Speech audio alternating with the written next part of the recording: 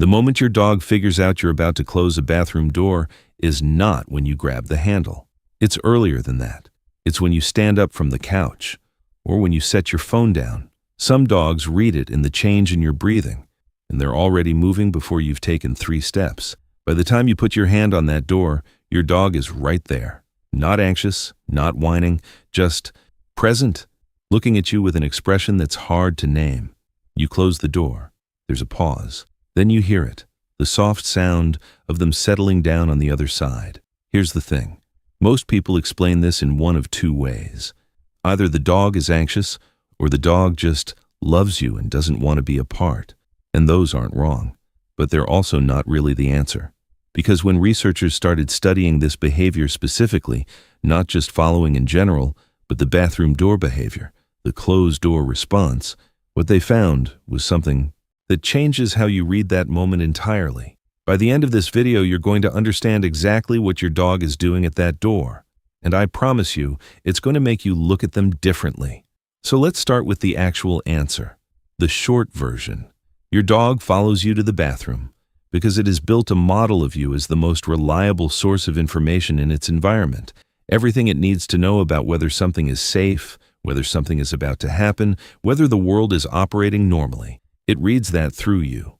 And when you go into a room and close a door, that information stream cuts off, not slows down, cuts off. That's the core of it. Your dog isn't trying to get into the bathroom because it misses you after 6 seconds. It's following you because the closed door represents something very specific in its perceptual world. A sudden, complete gap in the data it depends on. That's the first level answer, and it's real. But here's where it gets interesting. Because a closed door doesn't mean the same thing to your dog as it means to you. And once you understand what your dog is actually experiencing when that latch clicks, the behavior stops looking like clinginess and starts looking like something almost logical. You walk into a bathroom and close the door. From your side, nothing changes. You can still hear the house, smell it, know exactly where everything is. Your dog is on the other side of that door having a genuinely different experience. Dogs process the world through a layered sensory stream, primarily scent, then sound, then sight. And under normal conditions, all 3 of those streams are feeding them continuous information about you. Where you are, what you're doing, what's coming next. When you move through an open house, that stream stays intact. Your scent trails, your sounds carry. Your dog doesn't need to see you to know where you are. A closed bathroom door disrupts all 3 at once in a way that almost no other situation does. Running water is acoustically disruptive. It creates a constant ambient sound that drowns out the smaller sounds dogs normally use to track a person.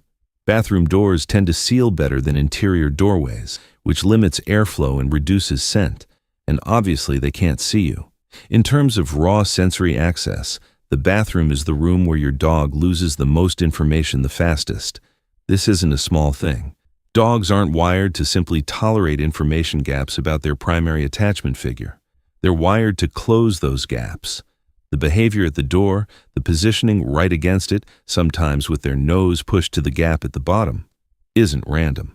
They're doing exactly what the sensory design of that situation demands. They're trying to maintain contact with the one channel that's still even slightly open. This is why the bathroom door triggers the behavior more reliably than, say, you being in the kitchen around a corner. You're still accessible in the kitchen. The bathroom turns off the signal.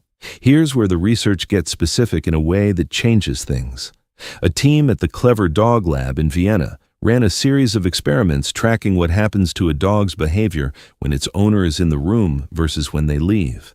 They gave dogs food dispensing puzzles they couldn't solve on their own and watched what changed based on who was present. When the owner was there, dogs stayed engaged longer. They kept trying. When the owner left, they stopped. Not gradually, they disengaged. What made this finding significant was the follow-up. They put a stranger in the room instead, just to check whether any human presence had the same effect. It didn't. The effect was entirely tied to the specific owner. The researchers called what they were measuring the secure base effect.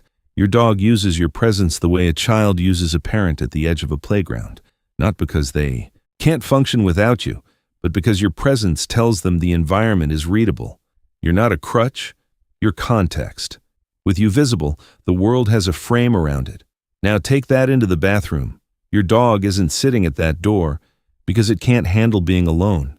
It's sitting there because the secure base just disappeared behind a wall and the world briefly lost its frame. That's not the same as anxiety. A dog with a healthy secure base attachment can sit at a door and wait. The urgency doesn't build. They don't spiral. They park themselves in the position of most available sensory access, usually right against the door, sometimes with one paw touching the wood. And they wait, because they know you come back. The secure base doesn't have to be visible to remain intact. It just has to be reachable. What you're watching when your dog positions itself outside that door isn't a sign that something is wrong with the bond. It's the bond working exactly as it's supposed to. If you've ever stood outside a closed bathroom door listening to your dog breathe on the other side and wondered what was actually happening in their head, you were already asking the right question. Most people never think to. And if this is starting to land for you, hitting like helps more people find this kind of content.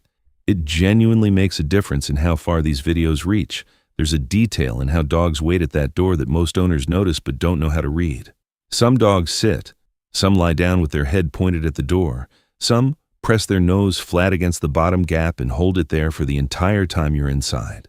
Some put one paw on the door itself and leave it there. These aren't the same behavior.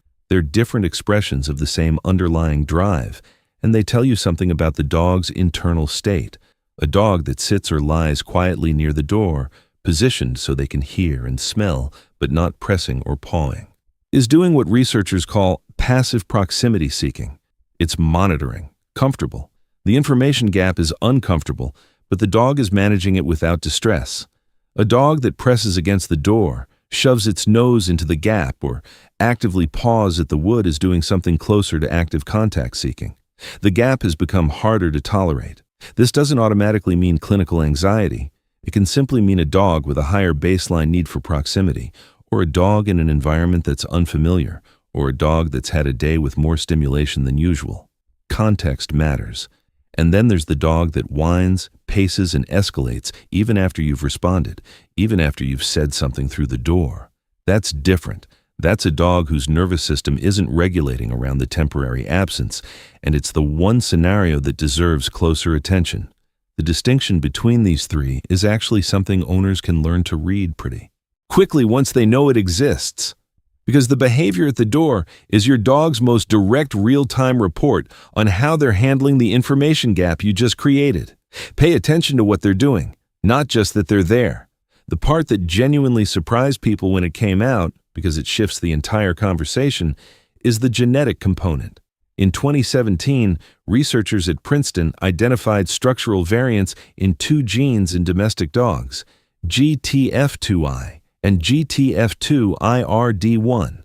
These variants are associated with extreme sociability, a strong drive to seek proximity with humans, and reduced wariness around strangers. What made the finding remarkable was where else those same genes appear.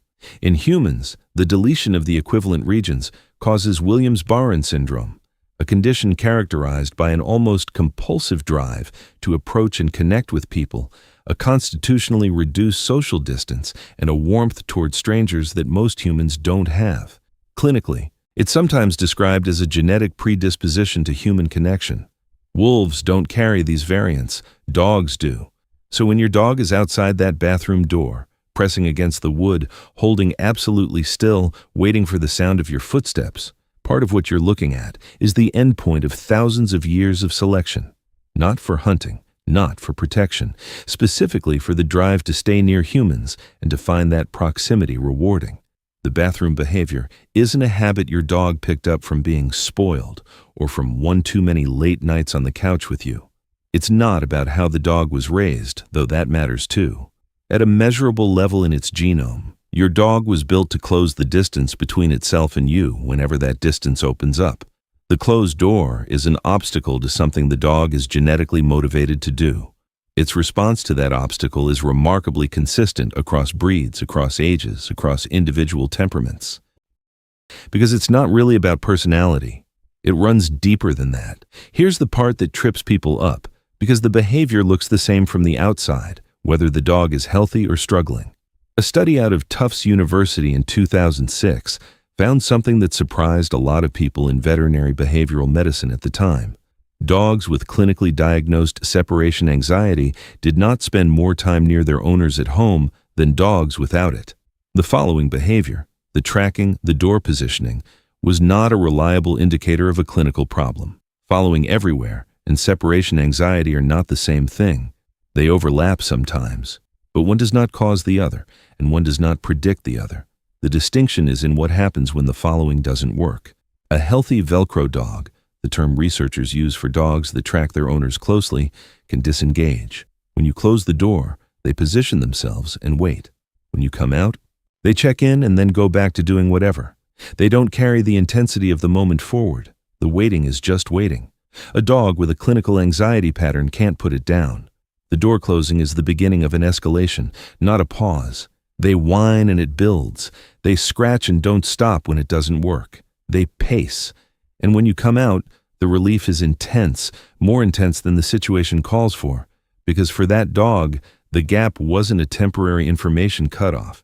It was something closer to genuine distress. One is a feature of a healthy attachment bond doing exactly what it's supposed to do. The other is a nervous system that needs support, usually through training, sometimes through professional help. If your dog waits at the door, greets you when you come out and moves on, you don't have a problem. You have a dog that is attached to you in precisely the way dogs have been shaped to be attached to humans. The bathroom door just happens to be the moment when that becomes visible. So the next time you're washing your hands and you hear that small sound from the other side of the door, the soft shift of weight, the nose against the gap, here's what's actually happening. Your dog has identified you as the primary frame through which its world makes sense. It tracks your movement not because it's fragile, but because you are genuinely the most useful source of information it has.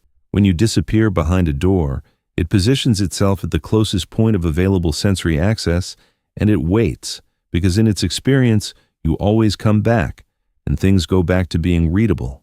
That's not clinginess. It's not damage. It's not something that needs to be fixed. It's the secure base working. It's the sensory tracking working. It's the genome doing what 10,000 years of selection built it to do. Your dog is not sitting outside that door because something went wrong. It's sitting there because to a dog that has genuinely bonded with a person, a closed door is a problem worth solving. And here's the thing. All of this, the tracking, the proximity seeking, the way your dog reads your movements before you've even fully committed to them, it connects directly to something most owners see every single day and never think to question. When your dog spots you getting up in the morning and does that full-body stretch before you've said a word, there's a very specific reason for that, and it runs through the same architecture we've been talking about here. That video is already up, and I think it's going to land differently now.